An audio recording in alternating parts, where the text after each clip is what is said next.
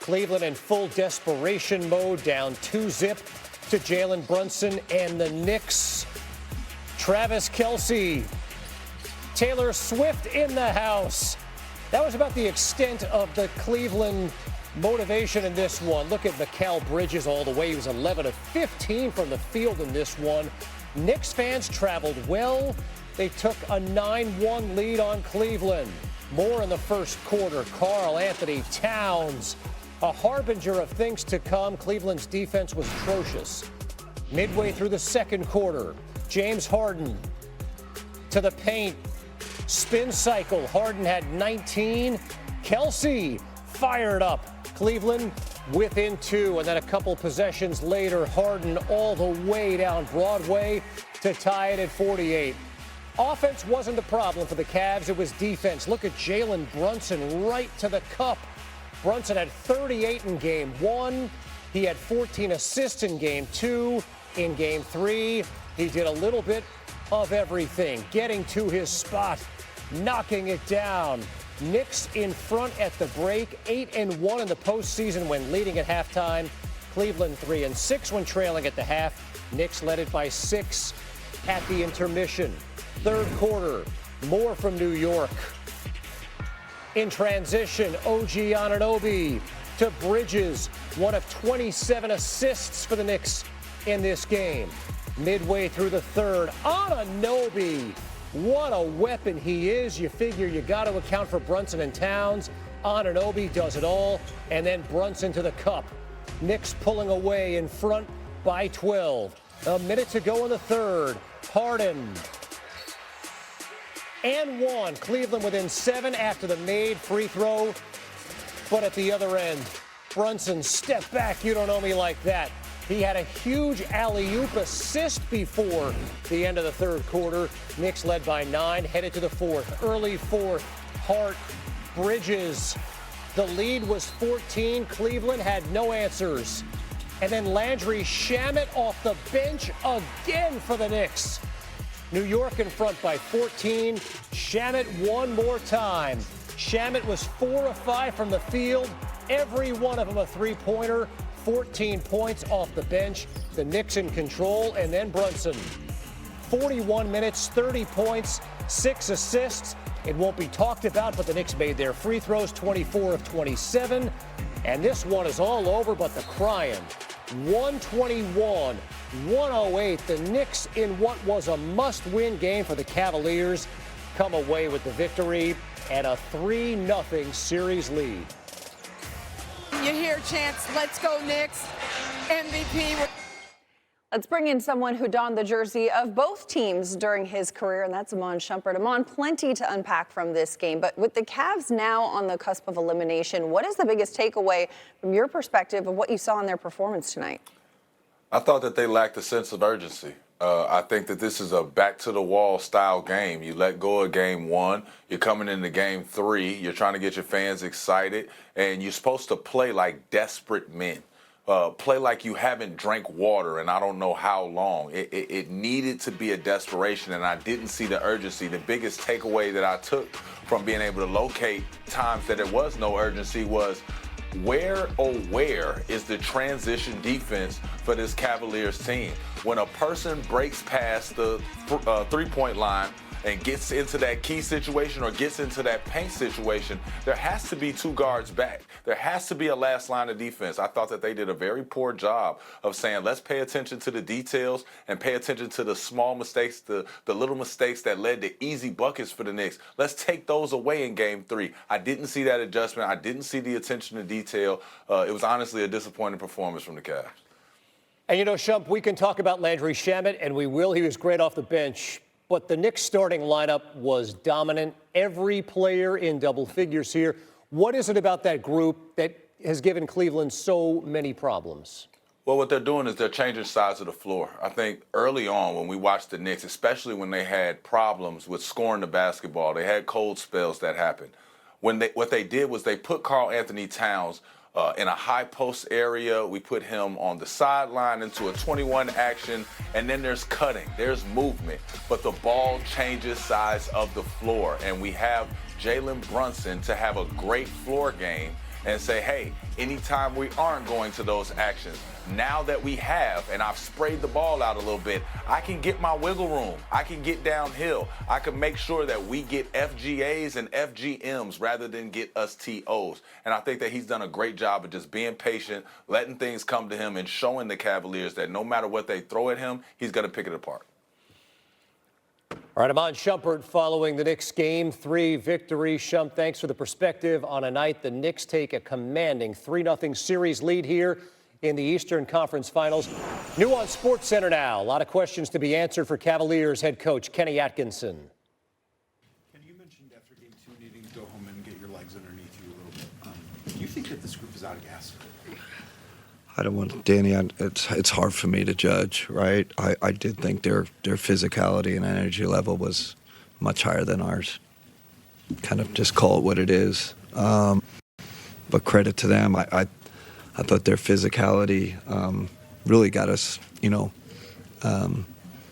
turned us over. Early. They were into the ball, very handsy. The whole grab and hold thing, which is part of it, and we struggled to play through that physicality tonight. Why do you think that you guys in this series, and especially tonight, have struggled from the perimeter shooting the basket? Yeah, I don't know. I'm thinking. I'm sure our shot quality was good again, just not going down, and you got to run back, keep running back on defense. It puts a lot of pressure on your defense, especially a really good offensive team like that. Yeah, I think Fred was telling me before the game, like, your expected shooting percentage is like 8. Yeah. Going into tonight was like 8 points lower than what it should be. So, I mean, that speaks to what you've been saying. I think we won the expected all 3 games. Yeah. So it's just, but there's expected and real. This is where we always get into that conversations, Joe. So, but they took, they were the more physical team tonight. I think their physicality and energy, and we just couldn't get to that level to combat it. I think the turnovers hurt us, Joe, and I think Shamet getting loose there. They had a role player step up on the road. But there was no whatever the stats say tonight. They were the much better team. We're now joined by Stephen A. Smith. Stephen A., after Game 2 on Thursday, you used the words alarming and flabbergasted right here on SportsCenter to describe the Cavs' defense. What words would you use for their performance tonight? Pathetic. Very, very pathetic. Gave up 37 points in the first quarter with any degree of urgency whatsoever. I wouldn't be surprised if we did an investigation and we discovered that half the team had already made vacation reservations. I mean, it just looked that way. They were devoid of any kind of urgency whatsoever. And the New York Knicks are just playing together. I understand that they're flowing. I understand that they can serve to demoralize you. There's no way around that. But the flip side to it is you're on your home turf, and there's an incredible level of urgency that comes attached to it. And the New York Knicks just gave it to them. Brunson had his 30. Of course, Anunoby had his 21. Can't say enough about Mikal Bridges and the way that he's been playing as of late in these playoffs. He is just in his bag. He is flowing. And Landry Shamet coming off the bench and dropping 11 points in the fourth quarter. All of those things can contribute to a victory. But what possible explanation could you have if you watch some of the plays that took place as the game waned, when you saw the absence of urgency in terms of their defensive effort? It was absolutely non-existent whatsoever. They gave up. They caved. And as a result, just bring out the broomsticks. I think you saw Charles Barkley on inside the NBA and stuff like that in the immediate aftermath while the rest of the crew was on the set. He was sweeping the floors of the studio because he's bringing the brooms. He's bringing the brooms because in Cleveland, it's a mess. It is indeed that, Stephen A. We talked last night following the Oklahoma City win about the play of Jared McCain, and you mentioned Landry Shamet. He was that tonight for a Knicks team. How would you characterize the overall depth of this Knicks squad? Well, you know what? You didn't realize how good it was. You had expectations at the beginning of the season, and then obviously Mike Brown wasn't utilizing his bench to the manner that you thought that he would. And then you had some question marks about them, and then you saw Mikal Bridges nosedive. You had some serious questions about him, but give credit where credit is due. If I was loud and making noise when Mikal Bridges was struggling, I'm damn sure going to be just as loud in praising him. He was fantastic in this game, hitting all but 3 of his shots, giving you over 20, giving you stout defense along the way, letting you know you couldn't leave him open. And then Landry Shamet has been a godsend. He has come off the bench and has just been drilling shots from long range all over the place. That has opened things up for a guy like Jalen Brunson to operate. It's opened things up for Karl Anthony Towns to be the facilitator that he is. And because it's pulling people away from the basket, it's even giving the likes of Karl Anthony Towns and Mitchell Robinson and OG Anunoby room to operate on the interior, which again can serve to demoralize the Cleveland Cavaliers as it has shown. But you still don't expect a team trying to get to the NBA Finals to look so lethargic defensively. No energy whatsoever. Change has got to be coming in Cleveland. I'd be shocked if there were a Game 5 at this point. They look like they've already made their reservations for off-season vacation. They just look that way. You can see it. When we talk about the Knicks, though, and the way that they are winning these games, the variety of players who are contributing night in and night out, the variety of ways in which we see them get the dub, 10 straight wins for this Knicks team. Yeah. I mean, just talk about the impressive nature of that stretch.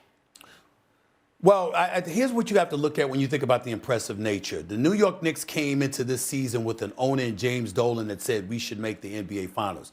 They had fired Tom Thibodeau, who took them within 2 games of the NBA Finals last year. So let's be real. Nothing less was going to suffice. If you lost, it had damn sure had better be in the Eastern Conference Finals. And even then, that was pushing it. But here they are within 1 game of the NBA Finals now. They were top 6 both offensively and defensively in terms of efficiency.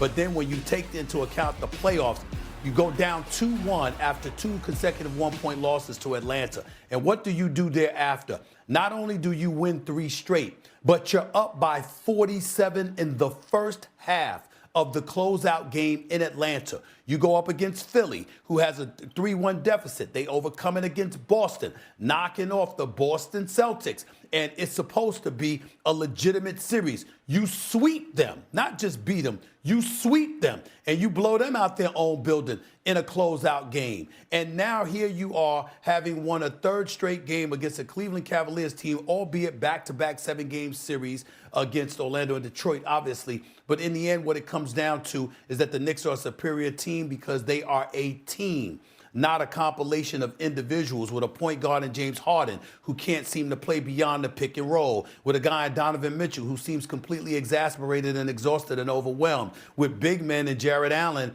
and Evan Mobley who haven't been utilized well enough by a coach who was widely respected coming into these playoffs, and now his level of cachet has dissipated dramatically because we're seeing some of the brain fog that has taken place in terms of how he's coaching the team and how effective they have been. These are the kind of things that can happen when you're going up against a real team who can defend, who's hungry, who's talented, and could put the ball in the hole. These are the New York Knicks that we're talking about. They're the superior team, and they've made it very, very clear that when it comes to the Eastern Conference, they're about to go to the NBA Finals. This series is over. And they're a team, Stephen A., that hasn't lost a game since Karl Anthony Towns made a cameo in The Devil Wears Prada 2. So shout out to Anne Hathaway and that good luck she's bringing this squad. Stephen A., thanks so much for the insight. No problem. New on SportsCenter now, let's head back to the podium as Mike Brown addresses the media. You know, our guys played a good game. Chris Gent challenged our guys to start the game right, especially with the execution of the first play. And our guys did it. Our guys, they were locked in from the beginning of the game, and it showed through that first offensive play, through the first few minutes of the game. We got a lot of great contributions from our guys. You know, Josh was the connector that he was. 9 rebounds, 5 assists, 4 steals. OG was fantastic. He hit some timely buckets for us, play after play after play after play. He had 21. He was really, really good, 7 rebounds, and, you know, he did a pretty good job of trying to keep Allen off the glass. That's who he matched up with. Cat, I mean, he was our hub offensively. 7 assists, 0 turnovers. He was really good for us offensively and defensively. You know, the 3 steals, but his ability to fire back in the pick and roll situation was really good. Mikal, I mean, man, he just got to his spots. Mikal got to his spots all night. He hit big shot after big shot. And on top of that, he had 6 rebounds, and then trying to defend James, you know, well, Hall of Famer, without fouling him. This really good ball game from Mikal. Jalen, he's MVP. He's an MVP candidate. He's supposed to do what he did tonight. He's got to go score it, or he's got to command a double team and make the game easier for everybody else. Our bench, everybody that came on the floor, they played great minutes for us, but I got to take my hat off to Landry. You know, we put him on the floor in Josh's spot. They're paying a lot of attention to Jalen. Somebody's going to be open if the floor is spaced, and we're getting off the ball in a timely manner. And literally, because of the way they're playing D, we're just playing conceptually. We're really trying to play fast, trying to space the floor the right way, trying to touch the paint, trying to make quick decisions with the basketball. So our guys are just doing a great job playing out of our concepts, especially when they're blitzing, soft blitzing, kind of zoning up, and doing different things defensively. But Landry was huge. And then, you know, on the other end of the floor, he's got to match up with a guy like Donovan Mitchell, which is a tough cover for anybody. And you're not going to stop him, but you got to work your tail off. And Landry's trying to work. You know, 2 things happened in the second half. I thought throughout the whole game, I thought we did a good job of trying to play fast. We want to play fast against these guys at every opportunity we can get. We don't want to go against their set defense all the time, so we got to keep trying to play fast. And then our guys did a better job in the second half of trying to defend without fouling. They tried to show their hands and lead with their chests, and we got to continue to do that in Game 4. Cavs guard James Harden. We're just not making them, and that's a part of, you know, the game. When you make shots, it's a little bit easier. When you miss them, it's a little bit more difficult. Which, you know, at times we miss shots, but we found ways to still win games. That's a part of it. But yeah, we got another opportunity on Monday. What's just the message as you approach Game 4, knowing that one game at a time. That's all you can control. James, what will it take to beat this team?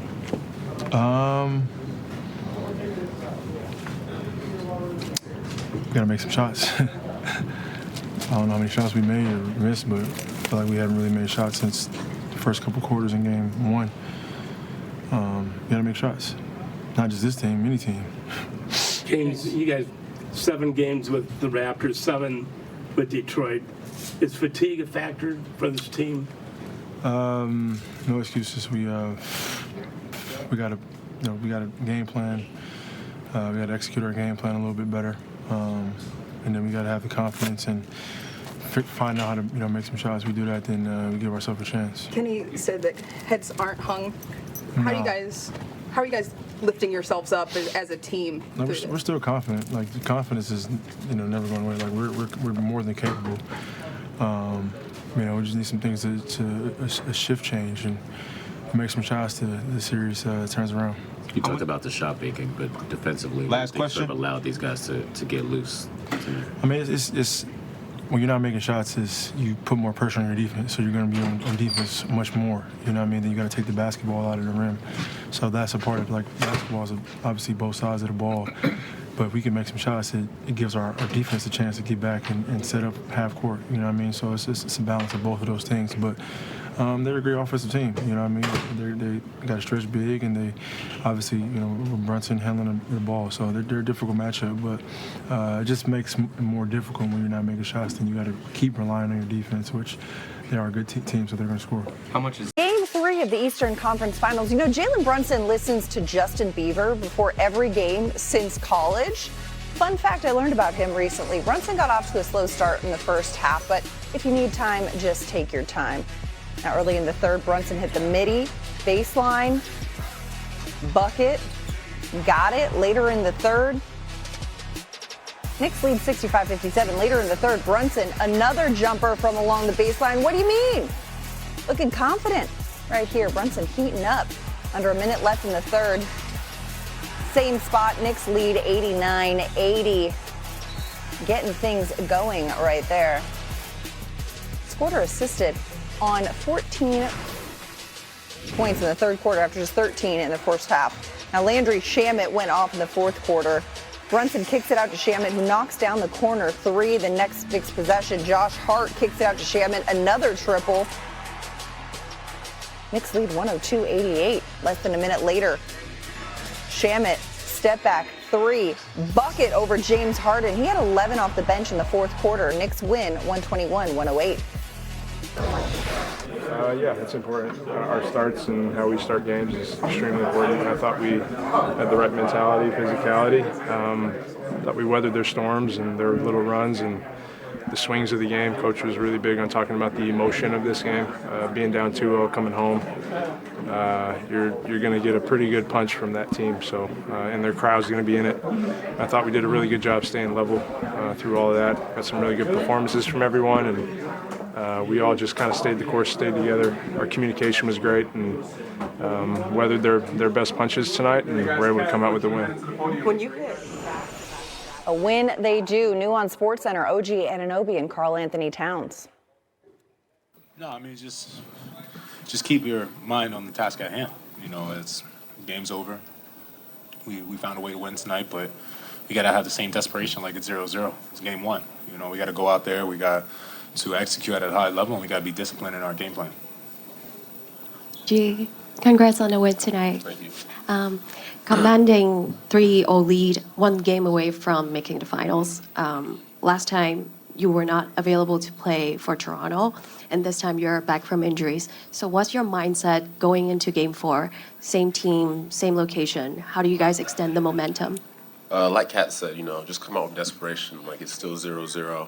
Come out, just tonight's over. Focus on the next game. Try to win the game. Well, he's always good at being able to identify when to leak out in transition and also when to stay back on defense. That's something you're good at too. He's been especially dominant in that way during this series, like just knowing when to go in transition and when to stay back on Harden. What is the art of that? Like, what makes somebody able to make that read? Where are you looking? What are you doing in order to figure out how to time that? Mm-hmm. Probably just the awareness of if we've gotten the rebound or if someone else has gotten the rebound, and then just the quick, just his first 3 steps, he's just gone every time. He's amazing at that. He just runs out, and guys like Kat will just throw it and hit him in stride.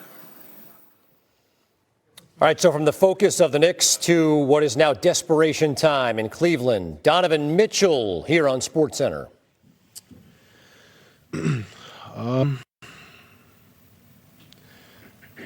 Let's start with making shots. Let's start with getting some stops and making some free throws.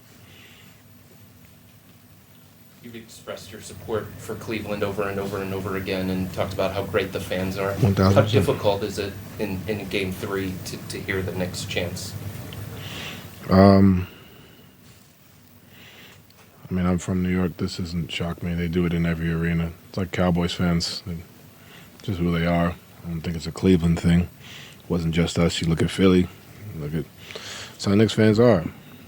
I was one back in the day. So, you know what I mean? So that had nothing to do with what we got going. Cleveland's best fans in the world. I stand on that saying. So that doesn't affect that. That doesn't label who Cleveland is. I have nothing but love for the fans in Cleveland. And we didn't get it done for our home crowd tonight. And we didn't get it done, which enables the Knicks fans to go off like they did. If we get it done, then they're silent, right? So we didn't do our part. When we ran out, they were loud, and Cleveland fans were behind us, but we didn't do our part, and that's the result. Mm-hmm. Donovan, why do you think that as a group, the shot making from beyond the arc has fallen off so much in the series for you guys? Sometimes the ball just doesn't go in. We're getting good looks. Sometimes it just doesn't go in. How much has that aspect of things affected who you guys, maybe more so tonight, were defensively? I mean, yeah, you try your hardest not to let that happen, right? And then give them credit. They took those misses and got out in transition. Even off makes, they got out in transition. So it wasn't just like our half-court defense, right? They were getting out and putting us in different scenarios in transition. And when you miss shots, it gives them more of an opportunity. We shot 50% from the field, but from three, that's not necessarily as much. But when they get going in transition, and then me, Evan, James had 5 turnovers apiece, that doesn't help. They were active, and we weren't able to control that, especially their pace and transition. Well, I know you're not going to really make excuses, but kind of playing every other day, 3.5 weeks. How much does that fatigue or that just kind of games add up to sort of? I mean, we did it to ourselves. We did it to ourselves. So we can't be mad now.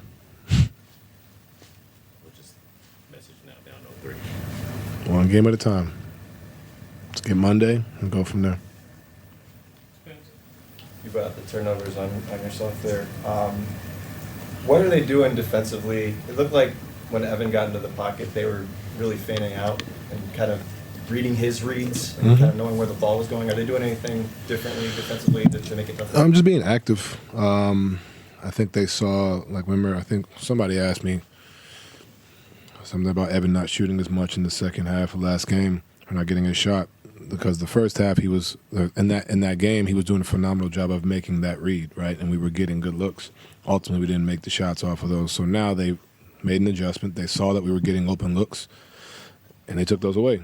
So that's, and credit to him and Jay for continually trying to hit the open man. Like, that speaks to the unselfishness of both of them. But you give them credit. They were active. They got in the gaps. And some of it we just made dumb passes.